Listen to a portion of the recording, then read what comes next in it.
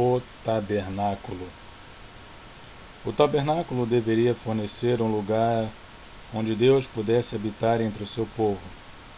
Às vezes, o termo tabernáculo se refere à tenda, incluindo o lugar santo e o santo dos santos, que era coberto com cortinas bordadas. Mas, em outros lugares, ele se refere a todo o complexo, incluindo o pátio acortinado onde a tenda ficava. As dimensões do tabernáculo. Nós temos leste, sul, norte, oeste, altar do holocausto, pia, no lugar santo, candelabro de ouro, mesa dos pães, no lugar santo, o Santíssimo, a arca da aliança. Esta é a visão panorâmica do tabernáculo, que continha apenas uma única porta. A ilustração mostra as posições relativas dos móveis do tabernáculo usados na adoração israelita. O tabernáculo está ampliado para maior clareza.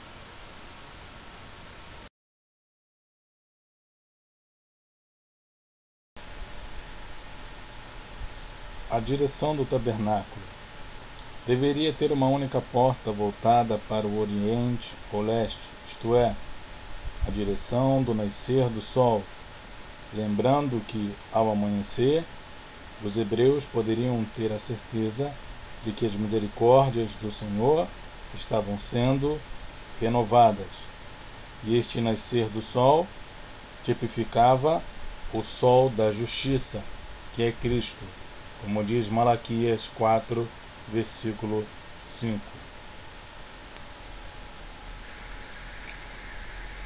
Os descendentes de Levi estavam mais próximos do tabernáculo, acampando-se em sua volta.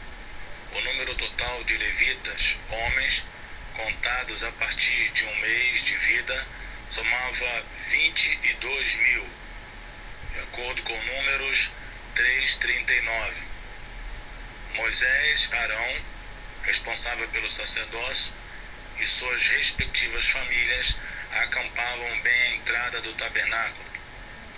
Os demais, filhos de Coate, Gerson e Merari, rodeavam o santuário a fim de o proteger, carregar, armar e desarmar.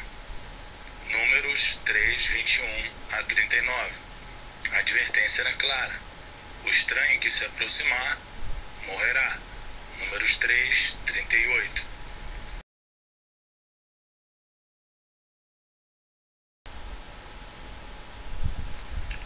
A construção do pátio. O Senhor já havia dado grande demonstração de condescendência para com os homens, vindo habitar no meio deles naquela pequena estrutura do tabernáculo. Se a Deus agradava estar no meio do seu povo, ao povo certamente causou imenso regozijo, a glória divina manifesta bem perto deles, garantindo-lhes comunhão, provisão e proteção. Entretanto, para que a alegria não se transformasse em excessiva euforia, o próprio Deus cuida de estabelecer limites, parâmetros, padrões, através de um cortinado em volta do tabernáculo, o que visualmente ensinaria aos hebreus a importância da reverência diante da santidade divina.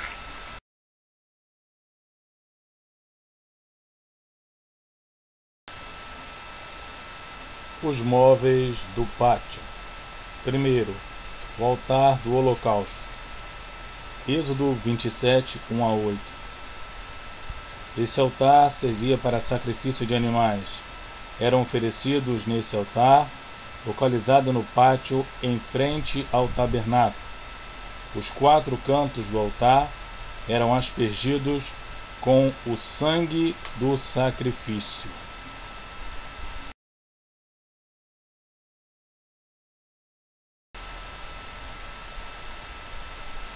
A pia de cobre. Êxodo 30, 17 a 21. Era na bacia de bronze, ou pia de bronze, que os sacerdotes se lavavam, pois se fazia necessário estar puro para entrar na presença de Deus, ou seja, no Santo dos Santos.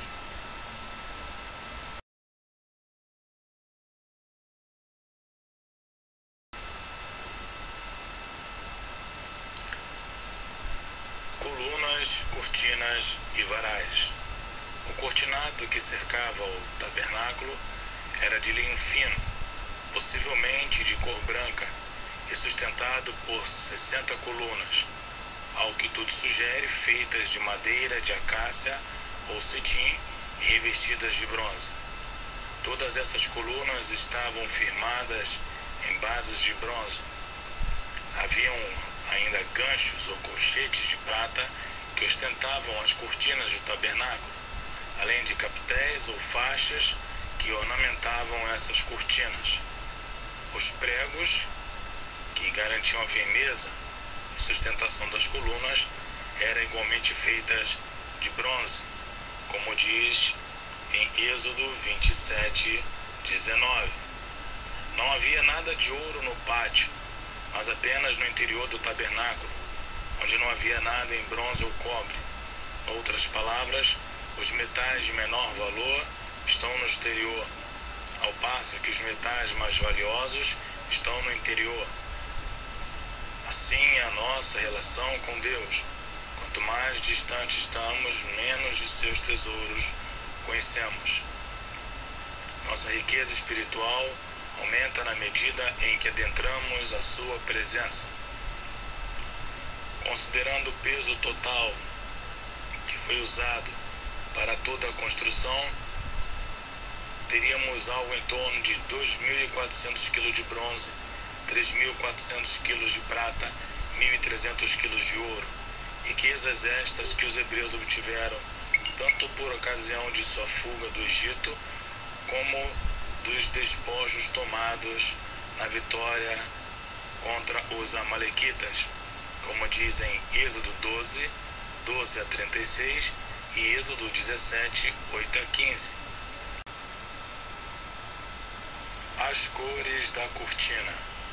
As 4 cores da cortina de entrada podem com muita razoabilidade prefigurar o caráter e o ministério de Cristo encarnado, e aí sim encontraremos um paralelo com os evangelhos de Cristo, segundo a teologia bíblica. Vejamos, a cor púrpura, cor aproximada ao nosso rosto obtida de um molusco. Por ser um produto caro, era utilizado pelos reis e pelas pessoas ricas.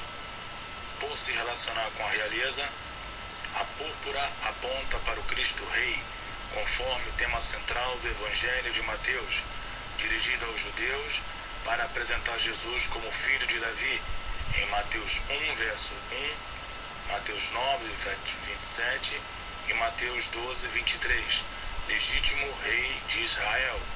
Sim, Jesus é o Rei dos Reis. Apocalipse 19, 16. A cor carmesim. Cor vermelha, cor de sangue, prefigura o Cristo sofredor, cujo sangue vertido na cruz do Calvário é poderoso para salvar o mundo inteiro. O Evangelho de Marcos, escrito para os romanos, apresenta Jesus do ponto de vista da cruz como o servo sofredor. Ninguém tem entrada à presença de Deus a não ser por meio do sangue carmesim de nosso Senhor Jesus Cristo. Linho fino, branco. A cor branca do linho fino aponta para a perfeição, a santidade, o caráter de Cristo. Lucas, que escreveu para os gregos, é o Evangelho do homem perfeito, destacando a integridade, pureza e justiça de Jesus Cristo. Azul. Cor obtida de mexilhões azul celeste. Também produto caríssimo como a púrpura. Essa cor adornava palácios reais e mansões, e geralmente é uma referência ao azul do céu, como avistamos daqui. Não seria esta uma representação do Filho de Deus que desceu do céu à terra para reconciliar-nos com Deus e repartir conosco suas preciosas dádivas celestiais? João 3,13. Ninguém mais que o apóstolo João, em seu evangelho, descreve com riqueza o Cristo como Filho de Deus, unigênito do Pai.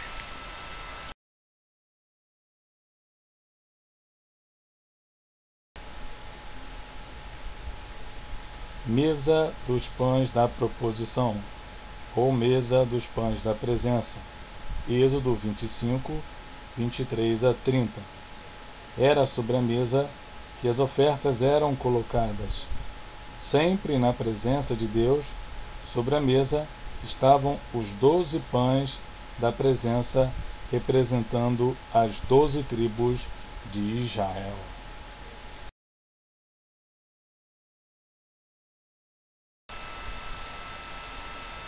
O castiçal de ouro, ou candelabro de ouro, Êxodo 25, 31 a 40. Essa peça ficava no lugar santo, do lado oposto à mesa dos pães da presença. Tinha 7 lâmpadas, taças achatadas, em que um pavio repousava com uma extremidade no azeite da taça, e acendia a extremidade que ficava para fora. O candelabro deveria estar aceso continuamente e com azeite puro, representando a presença do Espírito Santo no meio do povo.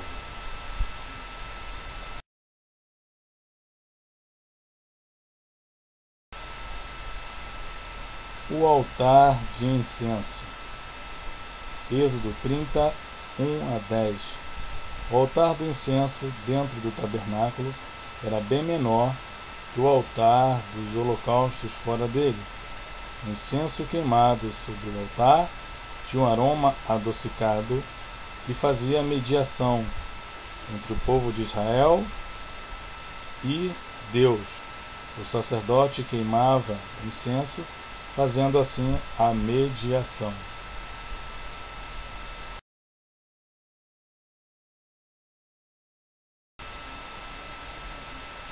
A última parte, o lugar santíssimo, o sumo sacerdote entrava uma vez por ano para fazer a expiação pela sua família, por ele e pelo povo de Israel.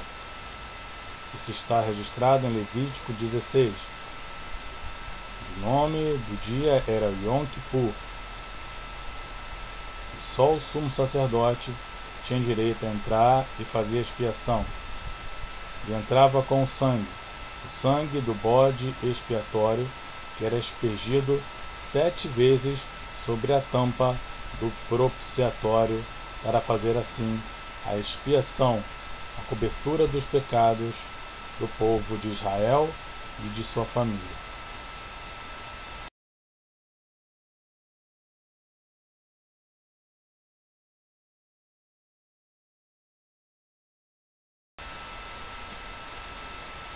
A Arca da Aliança. A arca era a peça mais sagrada da mobília do tabernáculo. Ali os hebreus guardavam uma cópia dos 10 mandamentos que resumia toda a aliança feita entre Deus e o povo de Israel. Os querubins em cima estavam com a cabeça voltada para baixo, representando a misericórdia de Deus e ao mesmo tempo a ira dele contra o pecado. Sempre que o sumo sacerdote entrava no dia do Yom Kippur e aspergia o sangue sobre a tampa do propiciatório onde estão os querubins, as testemunhas da graça e misericórdia de Deus para com o povo de Israel.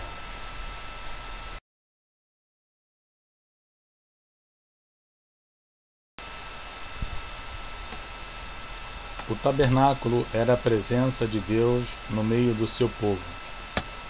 Em João 1, verso 14, lá está escrito que o Verbo se fez carne e habitou entre nós.